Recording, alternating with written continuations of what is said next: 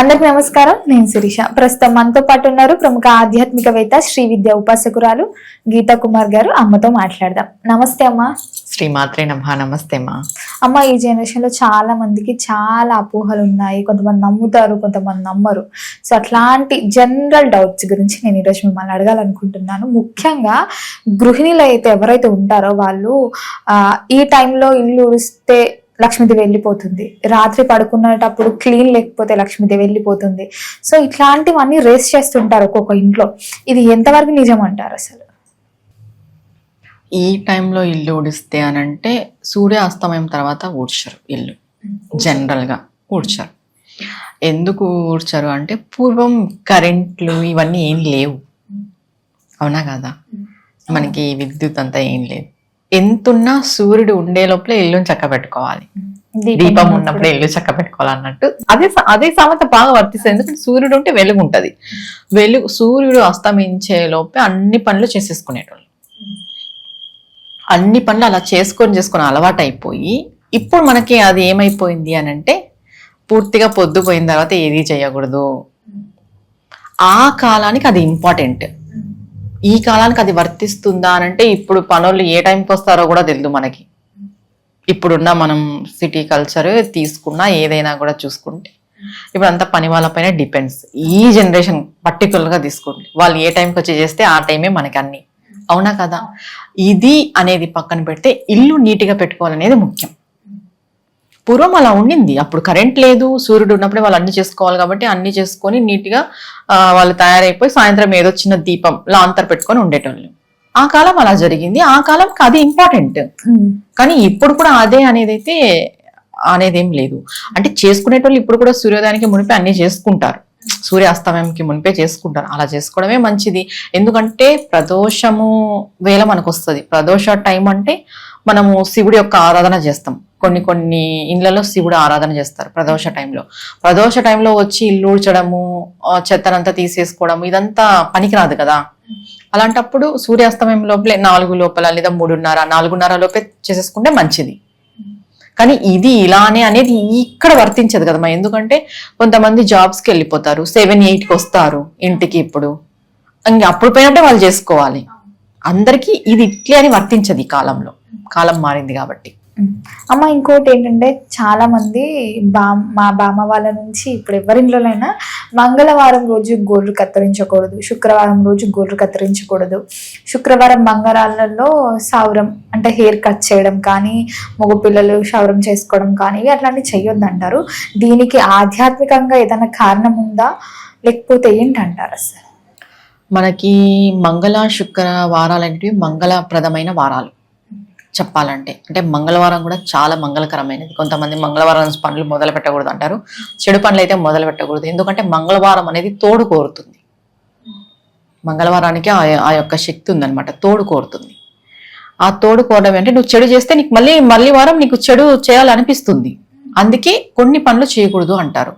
ఈ గోలు కత్తిరించుకోవడం, జుట్టు కత్తిరించుకోవడం ఎందుకు అనంటే ఇప్పుడు మన బాడీలో కొంచెం హీనమైన పదార్థము మనం దాన్ని కొంచెం తక్కువ చేసి మాట్లాడే ఏవైనా ఉన్నాయి అంటే ఈ గోళ్ళు వెంట్రుకలే, అవునా కదా?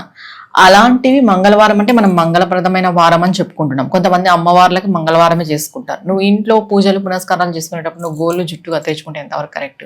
ఇంకా శుక్రవారం అనేది లక్ష్మీప్రదమైన వారం.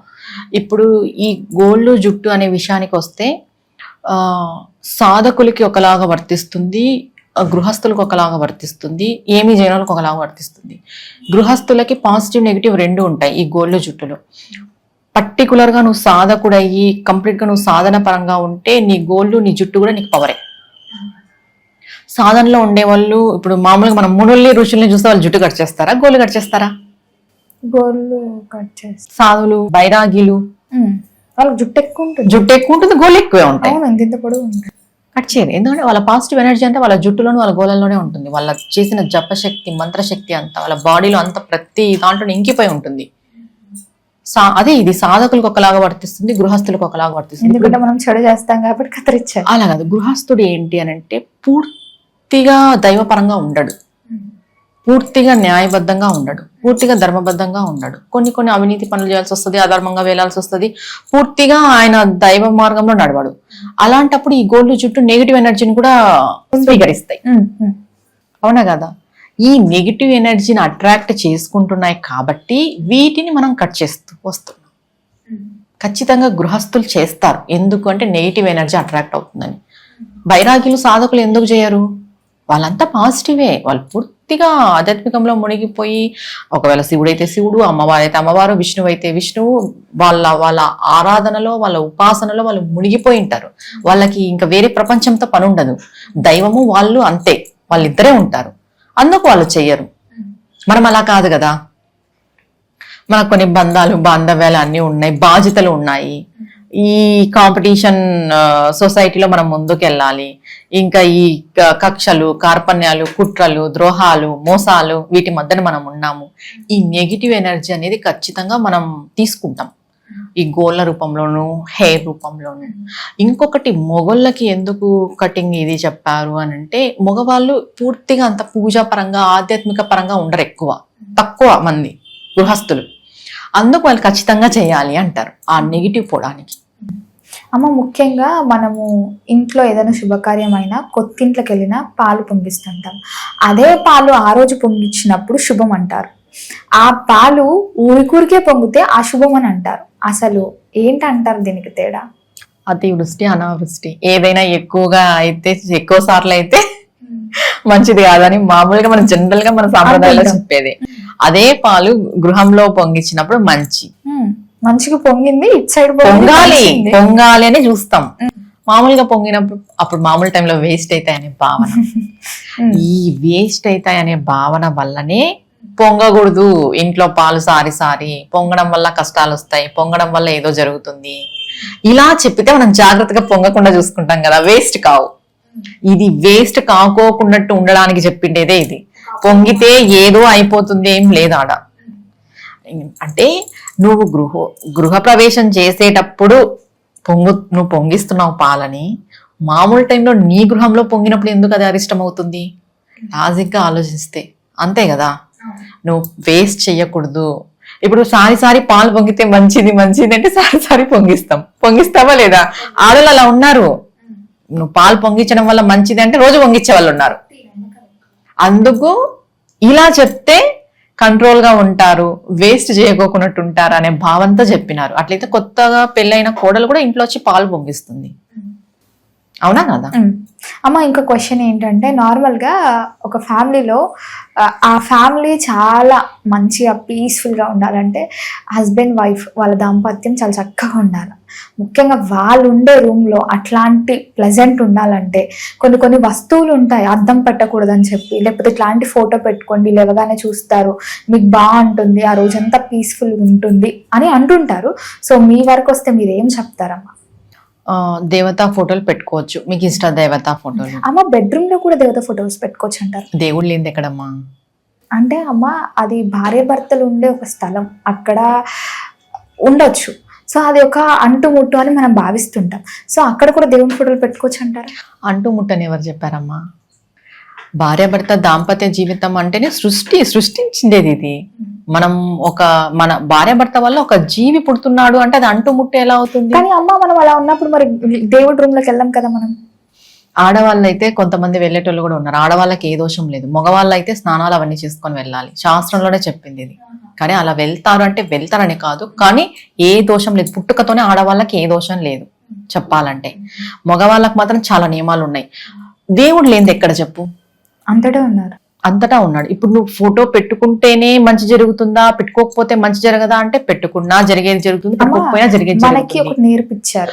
ఒక్క విషయం నేను ఏం చెప్తాను అంటే, దేవుణ్ణి తీసుకొచ్చి కిచెన్ కి, దేవుణ్ణి బెడ్రూమ్ కి, ఆ స్థాయికి మనం దించకూడదు.